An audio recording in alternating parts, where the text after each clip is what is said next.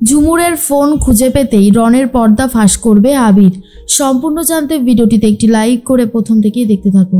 গল্পের শুরুতেই দেখা যায় রানা রায়চৌধুরী মনে মনে ভাবতে থাকে কিছু তো একটা গন্ডগোল হচ্ছে, যেটা আমি বুঝতে পারছি না, কিন্তু খুব তাড়াতাড়ি সেই ব্যাপারটাকে নিয়ে আমাকে মাথা ঘামাতে হবে। এর মধ্যেই আবিরের সাথে কথা বলতে থাকে কৌশিকী আর বলে, আবির তুমি যেটা করছো সেটা ঠিক করছো না। তুমি ঝুমুরকে সিকিউরিটি দিতে গিয়ে একটু বেশি বাড়াবাড়ি করে ফেলছো না। আমার মনে হয় তোমার কোথাও একটা ভুল হচ্ছে। আবির তখন বলে, আমার কোথাও কোনো ভুল হচ্ছে না। আর শোনো কৌশিকী, ঝুমুরকে আমি এই বাড়িতে নিয়ে এসেছি। ওকে দেখে শুনে রাখাটা আমার দায়িত্ব কর্তব্যের মধ্যেই পড়ে। আশা করি তুমি বুঝতে পারছো আমার কথাটা। তখনই ঝুমুর বলে, দাদাবাবুর সাথে দিদিমণির মনে হচ্ছে খুব ঝামেলা হচ্ছে।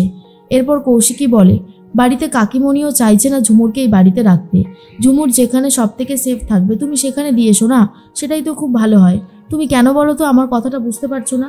আর তখনই আবির বলে, আমি কি করব আর কি করব না সে বিষয়ে আমাকে ভাবতে দাও। আমি একটা কঠিন লড়াইতে নেমেছি, সে লড়াই আমি কোনোভাবেই থামিয়ে দেব না। তার জন্য আমায় যা যা করতে হয় আমাকে সবটাই করতে হবে। এর মধ্যেই রানা রায়চৌধুরী নিজের সেই স্টাডি রুমে চলে যায়। সেখানে গিয়ে সেই দেওয়ালের মধ্যে যেই প্রমাণগুলো রেখে দিয়েছিল সেগুলো দেখতে শুরু করে আর বুঝতে পারে কেউ এখানে এসেছিল আর এই জায়গাটা এদিক ওদিক হয়ে রয়েছে। তখনই ঝুমুরের কথাই ভাবতে থাকে আর বলে, তাহলে কি ঝুমুর এখানে এসেছিল?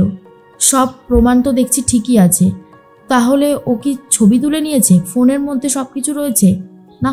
ব্যাপারটাকে নিয়ে তো ভাবতে হবে। এবারে দেখতে পাচ্ছি তার মানে আমি যেটা সন্দেহ করেছিলাম ঠিক সেটাই হয়েছে।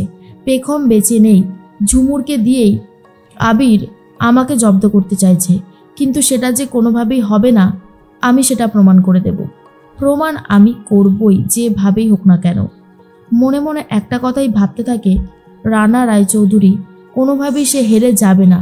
তার জন্য তাকে যা যা করতে হয় সে সবটাই করবে, কোনোভাবেই সে হাল ছাড়বে না। মনে মনে একটা কথাই কৌশিকী এদিকে ভাবে যে আবিরকে আমি হাতছাড়া হতে আর দেব না। আবির শুধুমাত্র আমার। আমি আবিরকে আগে হারিয়েছি, কিন্তু এখন আর হারাবো না। পেখম ছিল তাই আমি আবিরকে পেখমের কাছে যেতে দিয়েছিলাম, কিন্তু এখন তো পেখম সামনেই আসছে না।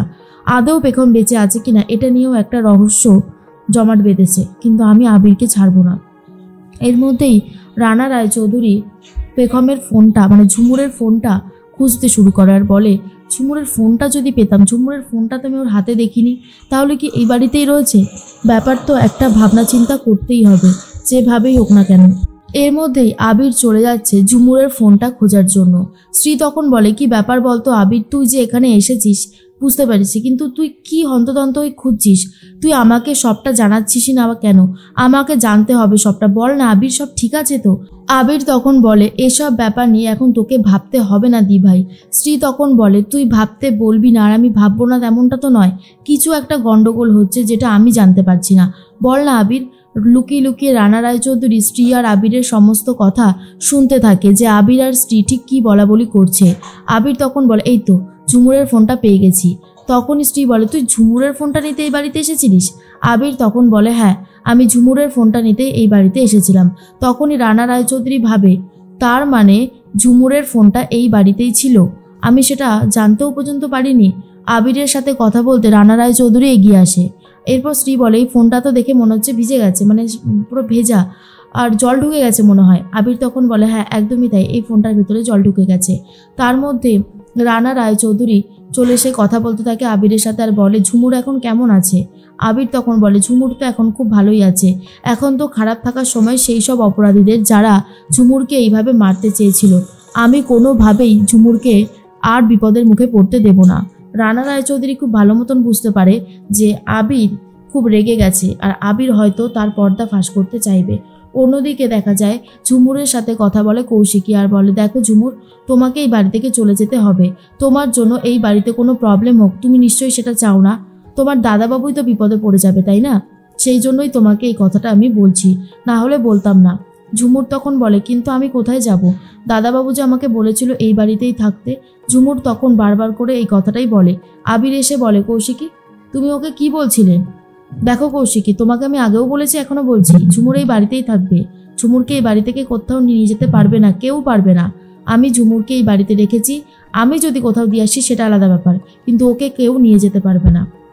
কৌশিকী কথাটা শুনে চলে যায়। এরপর ঝুমুর বলে, ফোনটা পেয়েছেন? আবির তখন বলে, ফোনটা তো পেয়েছি, কিন্তু কোনো কাজ হবে কিনা সেটা এখনও বুঝতে পারছি না। এই ফোনটাকে আগে অন করতে হবে, যদি অন হয় তাহলে কোনো একটা উপায় হবে, আর না হলে হবে না। এই ফোনটাতে আপনি ছবিগুলো তুলেছিলেন, সব ছবিগুলো আছে তো ঝুমুর? ঝুমুর তখন বলে, হ্যাঁ দাদাবাবু, ছবিগুলো তো থাকারই কথা, আশা করি ছবিগুলো এর মধ্যেই রয়েছে, অসুবিধা হবে না। ফোনটা যদি আপনি খুলতে পারেন তাহলেই সমস্ত সত্যিটা জানা যাবে। তখনই আবির বলে, ঠিক আছে, আমি দোকানে গিয়ে দেখছি যদি কোনো ব্যবস্থা করা যায়। এরপরেই আবির চলে গেছে দোকানে, কিন্তু দোকানদার অনেক চেষ্টা করতে থাকে, কোনোভাবেই কোনো কিছুই করতে পারছে না। আবির ভাবে, ফোনটা যদি ঠিক থাকতো তাহলে তো রানা রায়চৌধুরীকে আজকে অ্যারেস্ট করা যেত, কিন্তু ফোনটা কি আদৌ ঠিক হবে? আর এটা নিয়ে কনফিউশনের মধ্যে রয়েছে ঝুমুর নিজেও, আর ভাবে একবার যদি ওই ফোনটা ঠিক হয়ে যায় তাহলে ওই রানা রায়চৌধুরীর পর্দা ফাঁস করতে পারবে দাদাবাবু। সেই দিনটার জন্যই আমি অপেক্ষা করে রয়েছি, উনি যা নরপিশাচ, ওনাকে সবার সামনে ধরাটাই ঠিক হবে। অন্যদিকে রানা রায়চৌধুরী আবারও একটা নতুন প্ল্যান করতে থাকে।